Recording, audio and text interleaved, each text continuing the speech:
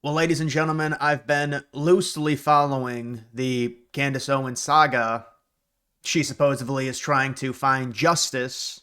She doesn't believe that Tyler Robinson killed Charlie Kirk.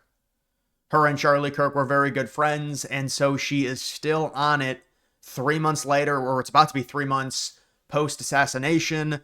The trial for Tyler Robinson hasn't even started yet. But every day she does a new live stream on YouTube. It gets millions and millions of views, talking about some new conspiracy theory. A few weeks ago, she had a dream that Charlie Kirk came to her and said that Turning Point USA or someone within his inner circle betrayed him. And we've got her speculating on some Egyptian plane from, I don't know, Egypt's military or something. I can't keep track of all of it. And now the Turning Point people are pissed off. They're saying this is slander. We need to talk about it and respond to all of this. And so they're trying to set this up with Candace Owens. And Candace Owens says, name the time and place. I'll be there. She's been covering this for months. And so Turning Point says, all right, we're going to do it this day at this time. And then Candace Owens says, no, I can't do it. Can we reschedule?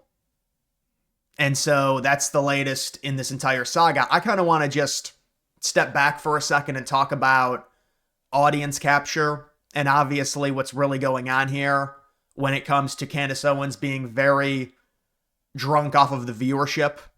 Charlie Kirk gets assassinated. Everybody talks about it. Candace Owens, who was a very important person to Charlie Kirk, obviously is going to get a significant viewership boost.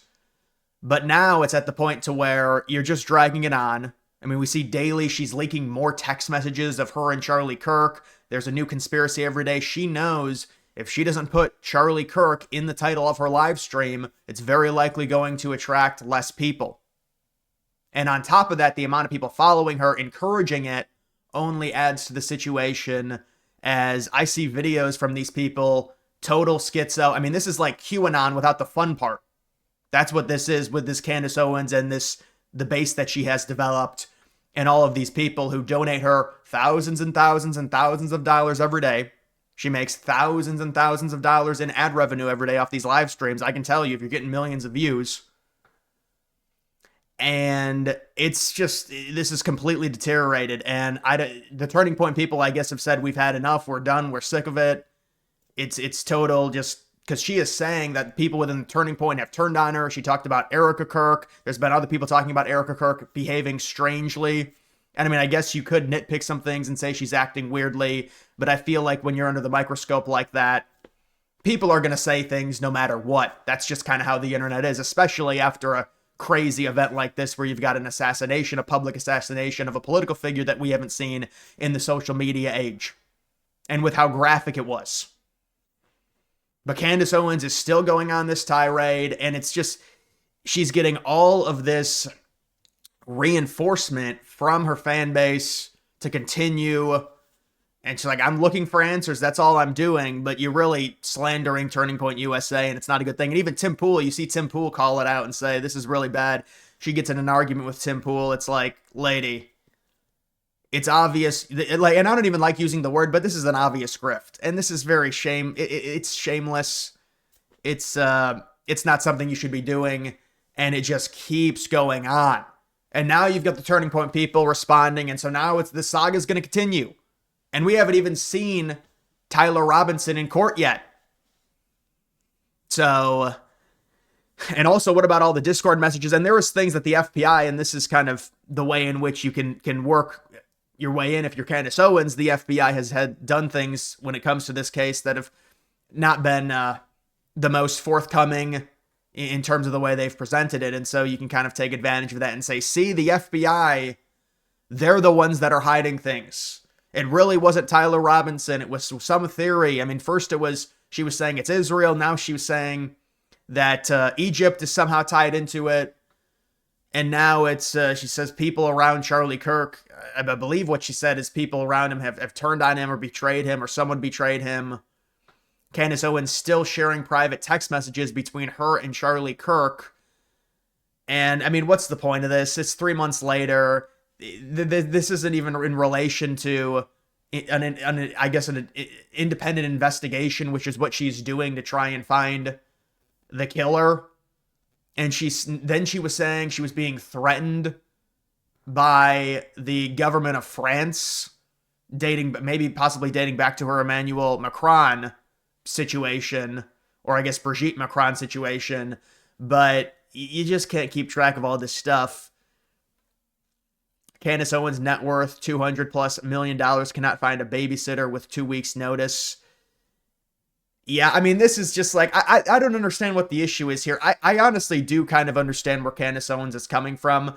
When you're talking about big media personnel and scheduling something, when you just say, oh, we're going to do it this time and this date, that's a little bit disingenuous. You need to contact Candace Owens and set something up. It just that does seem, I know Candace Owens says time and place. That's more of like a exaggeration. I'm not trying to defend Candace Owens, but to be honest, that's kind of a little bit, from the Turning Point people, this is just my opinion, it kind of seems a little bit disingenuous. Like, you know how these things work. You talk to the person, you set it up, and if she's not willing to set it up, then you call her out publicly. So it seems like they're being kind of hard on that. Like, really? You could pick any day of the week, call her, whatever, and say, we can plan this. This is how it's done. Instead, they say, we're doing it exactly at this time and you must show up. Okay, I can kind of see where that can be seen as kind of like, what's going on here? Do you really want to do this? I mean, she still should do it. This has been her entire thing the past 3 months. And now she gets to talk to the people at Turning Point, see I guess the full story, although, people say, well, the Turning Point people are just lying. So I don't even know if we'll find any real answer to that. We've also got this. Steven Crowder interviewed Nick Fuentes yesterday. I don't know if you guys saw, I think it was towards the end of the interview, but Steven Crowder was like shrimping and saying, oh, please don't send your groypers to my events anymore. And it was kind of like a joke at first, and then Steven Crowder was like, no, seriously, please don't send them to whatever his event was or something. And then Nick Fuentes is like, okay, I won't. It's like, I think a lot of this with these older conservative types like Crowder and Tim Pool, they understand the social media reach and the clout that Nick Fuentes has, and I think they're a little bit scared by it. And so, and same thing with Tucker Carlson. And so Fuentes will go on their shows, and I think Steven Crowder did kind of, but it seemed like it was a very, I guess Steven Crowder did question him on a few of the clips, but to me, the way I see this is they know that Nick Fuentes has so much of the youth that if they do something that potentially could be seen as combative, they're going to get destroyed on social media for it.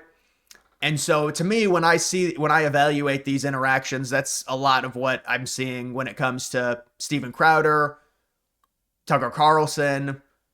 Tim Pool now wants to have him on, and I'm sure it would probably go similar if I had to guess with what Tim Pool has been saying. So it's just something interesting to see there. We've also got this Jacob Frey trying to eat some type of Somalian slop, and this is like, it's almost like when you tell someone to act like you don't like something when you're trying to eat something. It's like he's going to throw up in his mouth. I mean, this is like, look at this. He's trying to get it down. You can see he's just playing with the food. He can't get it down. He can't chew it. Or he can't swallow it. It's just constant chews. See how it's constant chews? He can't swallow it. And that's some type of Somalian delicacy. It's like beans and whatever the fuck. So I thought everyone's been going around talking about that clip. It is pretty funny. But either way, guys, I just wanted to talk about this situation with Candace Owens because who knows how it resolves. I mean, at the end of the day, there's always the plausible deniability from Candace Owens and anyone that believes these type of conspiracies. Another thing you have to realize, when you've got a situation like this with Charlie Kirk, where he gets assassinated and he's this popular of a public figure, the conspiracies are going to happen whether they're nonsensical or reasonable. They're going to happen. That's how the internet is. It breeds conspiracy theories. And I'm not saying all conspiracy theories are wrong, but when you see the situation with Candace Owens, it's very cut and dry that this is a financial incentive. Candace Owens understands this. For her, this is like a storyline that she's made up herself, and it's like built into the real world, where every day it's something different. Nobody else is talking about the situation. But for her, it's like, if I don't put Charlie Kirk in the title of the video or of the live stream, she knows the video will not do as well. And it's 3 months later. It seems like all of this is being forced, but now we're at the point to where the saga continues, because apparently she's going to meet up with the Turning Point USA people in person, possibly, and ask questions.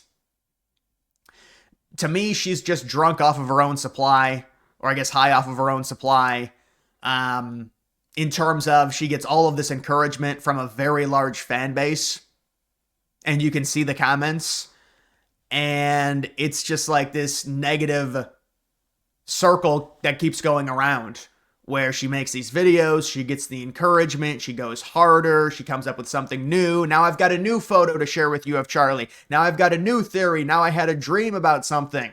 Now I tracked the Egyptian plane, and she got like the time zone wrong. Remember that? And it's just over and over and over again. And it does kind of remind me of QAnon, but it's not as fun.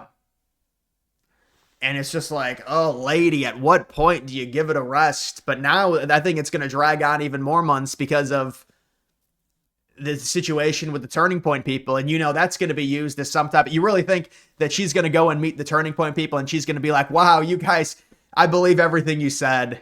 It makes total sense. It just doesn't seem very likely. It seems like there's going to be some, oh, they're lying. They didn't treat me right. I felt like they were being deceptive. Their body language was bad. That's what it's probably going to be if she does end up doing this.